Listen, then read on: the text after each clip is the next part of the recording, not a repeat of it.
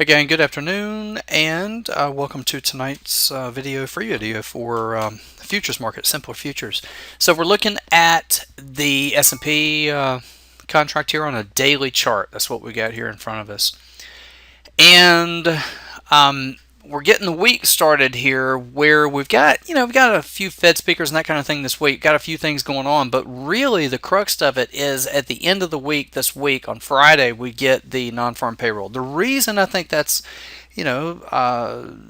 so important this time around, especially, it's always pretty much thought of as being the biggest number of the month, but the hawkish tone that the Fed had last week with regard to the possibility of rate adjustments as early as September, and they're keeping an eye on the numbers and that kind of thing. And if the numbers are good and warrant, then we could take action as soon as September.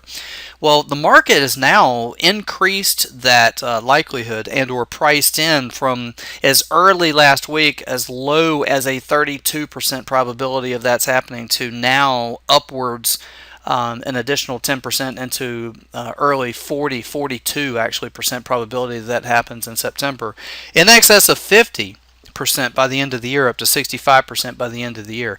I don't necessarily think we're going to see anything in September, but that doesn't matter. That's not what matters. What matters is this chart, this market, and the numbers on Friday. That's what matters. So what do we look for on a good number this time around? Actually, I don't think, if the number is better than expected, I don't think the market, you don't look for the market to trade higher. You look for it to trade a little bit lower, actually, And the numbers have been in the, 200 to mid 200s pretty consistently. If you go back, and look at the numbers, that's pretty much where they've been, considering revisions and everything. So what do we got here? Well, I'll remind you that we've got this level from which we came on this pre-Brexit vote on the 24th of June, prior to the break and then the recovery. Fantastic recovery, by the way. And that's back here at like 2120. Okay. I've been looking for this market to pull back for a while and been wrong about it, more or less, because we've been pretty much continuing to trade sideways to slightly higher all the while. I've been looking for it to actually pull back into the averages, recover or take back, I guess, some of this, the nature of that rather fantastic bid leaves what we call single prints up the ladder on like a volume and a market profile. And the typical, behavior and/or tendency, what we would look for would be this to what we call back and fill, and that would be to pull back and fill in some of that profile.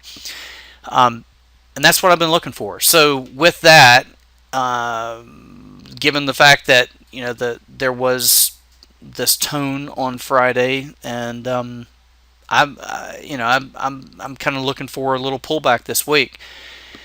For the extent of the pullback, maybe as deep as around this 2120 or so, something like that. I will remind you, though, that the last swing low that we had was at 2141.5. So it's possible maybe that could mark the low of this swing low on this pullback. I kind of doubt it. I think if we get that far back, then the idea would be to press the stops that are hiding behind that last swing low and pull back into something meaningful back here, and in this case I'd call that around 2120. From there, I want to be pretty clear about this. I like this market. Okay, I like the market all throughout this whole 2150 and 60 area. The thing is, do you want to buy it there, or do you want to buy it a little cheaper? And if we get the opportunity, I'd like to buy it a little cheaper.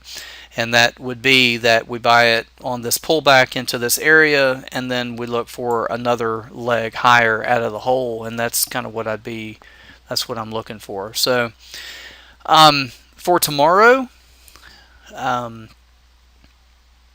you'd want to see, ideally, you're going to want to see the trade below about 2174, 2175, and call that your 2174, actually. 2174 on the S&P contract.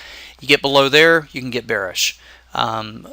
above there, it's going to be hard to get bearish unless you're trying to fade a level up here that you see and believe as likely pivotal, something like 2186. If you see a 86 trade first time up, you might fade that.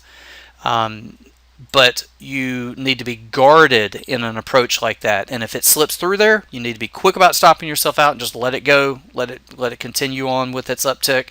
But don't be stubborn in trying to pick a top up here and allow this thing to continue to go against you. If you're trying to pick a top at an 86 print, it's either right or it's wrong.